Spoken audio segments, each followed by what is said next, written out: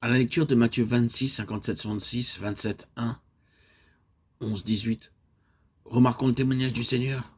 Jésus confessa devant Caïphe, le souverain sacrificateur, qu'il était le Fils de Dieu, et devant Pilate, le gouverneur, qu'il était roi. Dans ces deux cas, il rendait témoignage à ce qu'il était. Quand le souverain sacrificateur entendit que le Seigneur rendait témoignage par ses paroles, « Dorénavant, vous verrez le Fils de l'homme, assis à la droite de la puissance et venant sur les nuées du ciel. » Il déchira ses vêtements en disant, « Il a blasphémé. Qu'avons-nous encore besoin de témoins? Voici, vous avez entendu maintenant son blasphème. Que vous ensemble, et répondant, ils dirent, il mérite la mort. Pourquoi n'ont-ils pas accepté le témoignage donné par le Seigneur Jésus? Quelles étaient leurs pensées secrètes?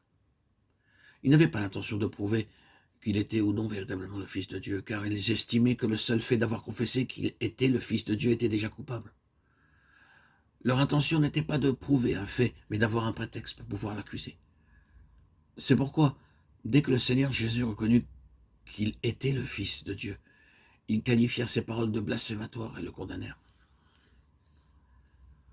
C'est la preuve qu'ils n'avaient pas l'intention de rechercher si cet homme était vraiment le Fils de Dieu.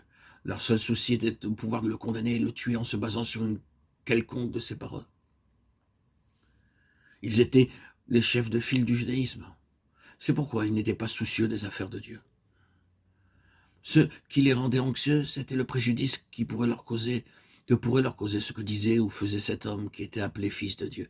S'ils le laissaient en vie, leur position serait à tout jamais ébranlée et leur autorité renversée. À cause de cela, ils se débarrassèrent en hâte de Jésus afin de sauvegarder leur intérêt personnel. Bien qu'apparemment, ils montraient un intérêt pour le temple en tordant les paroles du Seigneur, qui aurait dit, selon un témoin, « Je puis détruire le temple et en 3 jours le bâtir ». Cependant, le Seigneur Jésus n'avait pas parlé ainsi. Je vous invite à voir Jean 2, 19, 21. Il ne fit rien pour empêcher que le temple devienne une caverne de voleurs. Lorsque le Seigneur entra dans le temple pour en chasser les marchands, ils avaient voulu le faire périr. Marc 11, 17, 18. Ils voulaient seulement conserver l'apparence extérieure du temple pour en tirer profit. Ils ne voulaient pas la réalité du temple. Leur péché aurait été dévoilé.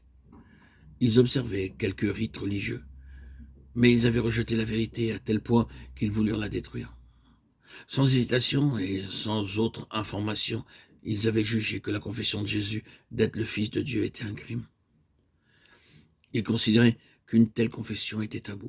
Même si cela avait été vrai, cette chose ne devait pas être prononcée. Le Seigneur Jésus ne fut pas condamné à cause de ce qu'il était, mais parce qu'il rendait témoignage à ce qu'il était en lui-même. Selon l'opinion du Conseil, la vérité ne devait pas être attestée.